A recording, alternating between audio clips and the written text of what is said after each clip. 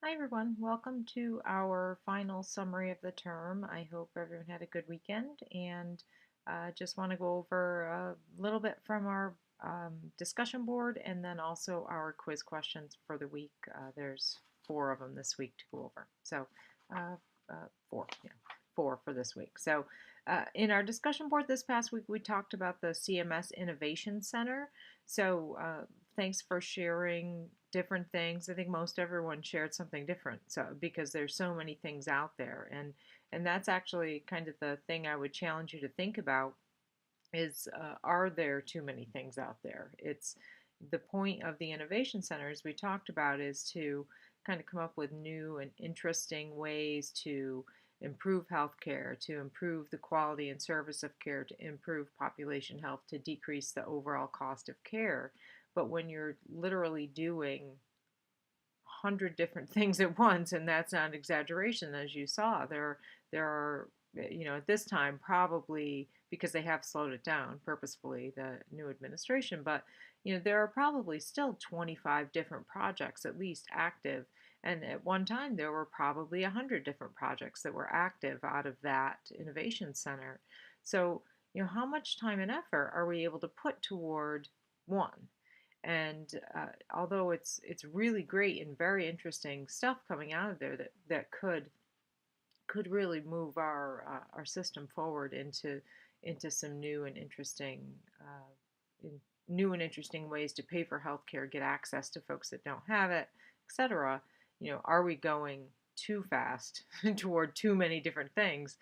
Should we focus our energy on something, maybe a few different areas? But so thanks for sharing.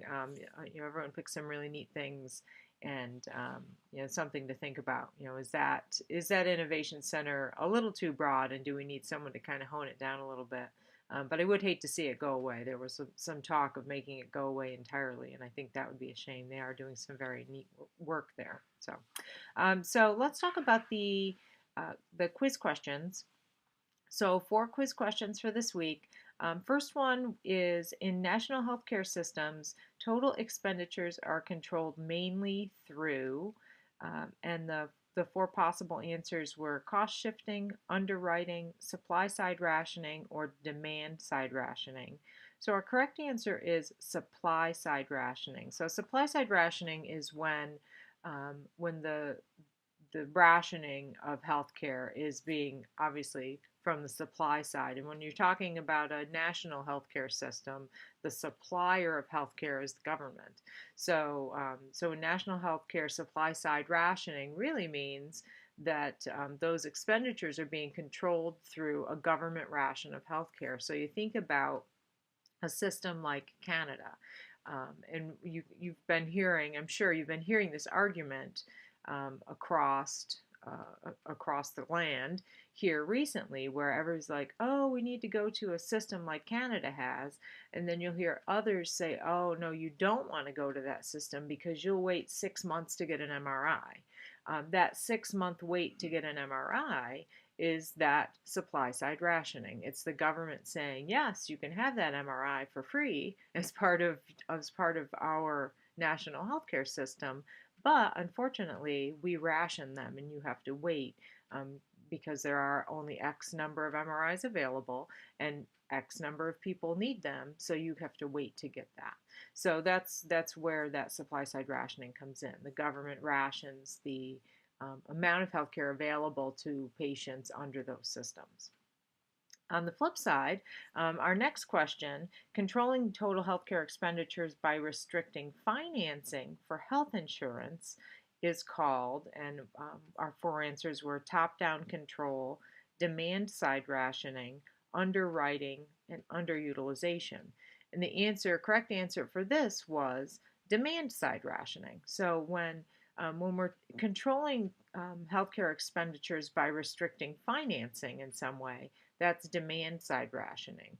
The side of the picture that's when the rationing is being controlled by the finance side, the fact that the ability to pay for that service is controlling that rationing. So, for example, I myself just had an MRI on Friday of my knee. So if I went to go for that MRI, I walked up and they said, "Yep, we can do an MRI for you at 11:40," which they could.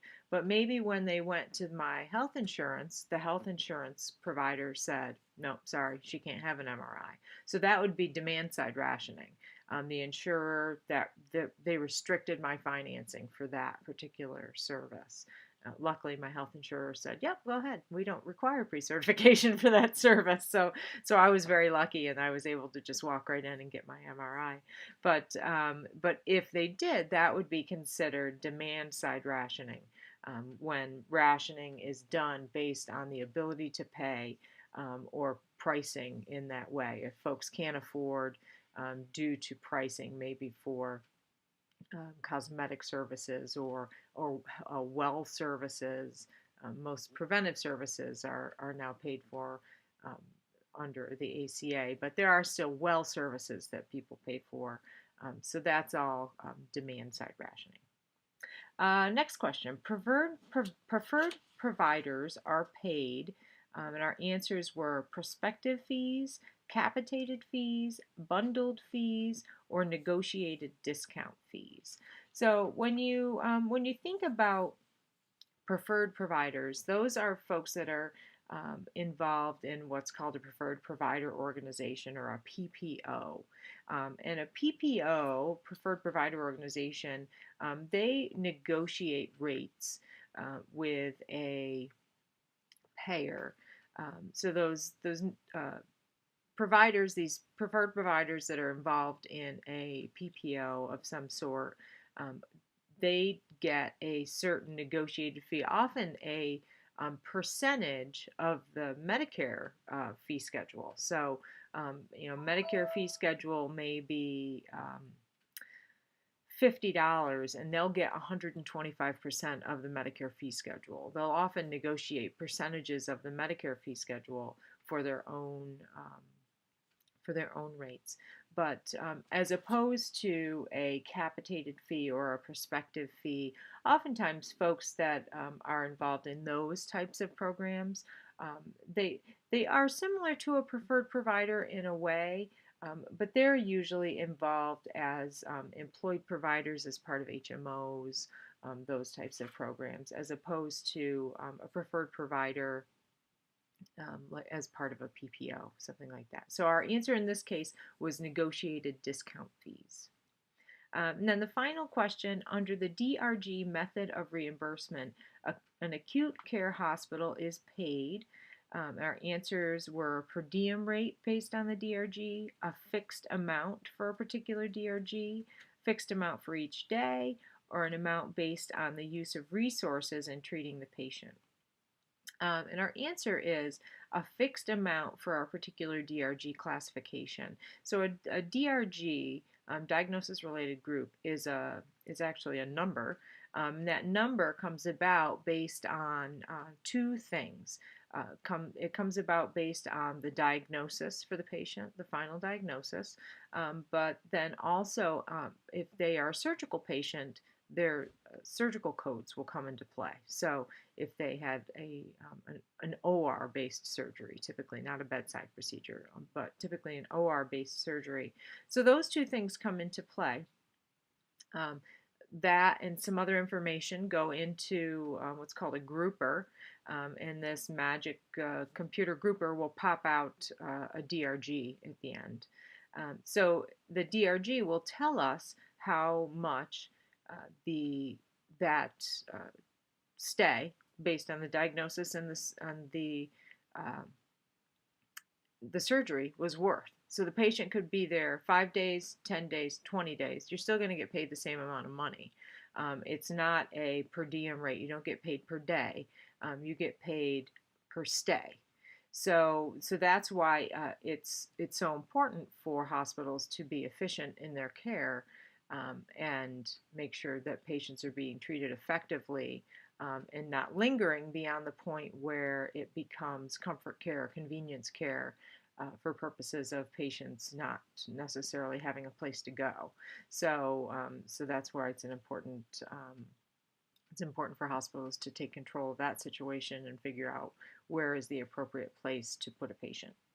Um, so probably the biggest confusion for this question was between per diem rate based on the DRG classification and fixed amount, and it's a fixed amount. It's not related to the number of days in the stay, length of stay. It is based solely on the diagnosis and the surgery if there was one in that situation. So that's the last quiz question. I've already gone through and graded the quizzes, the discussion. So those things are all set for this week. Going to get started on your final project, so I look forward to taking a look at those. And since this is our last summary, it's the last time I'll get a chance to talk to you live. So it's been a pleasure working with everyone this term. Please go out and fill out your surveys if you haven't already, or email the survey. So I'd really appreciate it if you take a few minutes. Let us know what you liked about the course. I don't think there's a lot of room in there for text, but we also have a discussion board this week in week 8, so you can give us some real feedback on perhaps what you liked, what you didn't like about the course, how we can make some improvements. But please fill out your summary that you received, your survey that you received from RMU. Those are important to us as well, so that I can improve as an instructor and that we can improve the course as well. So look forward to working with everyone again in the future. This is just the start if you're an HSA major, so I'm sure we'll be seeing a lot of each other moving forward. So it's been a pleasure. Good luck this week, and I look forward to reading your final projects. Thanks a lot.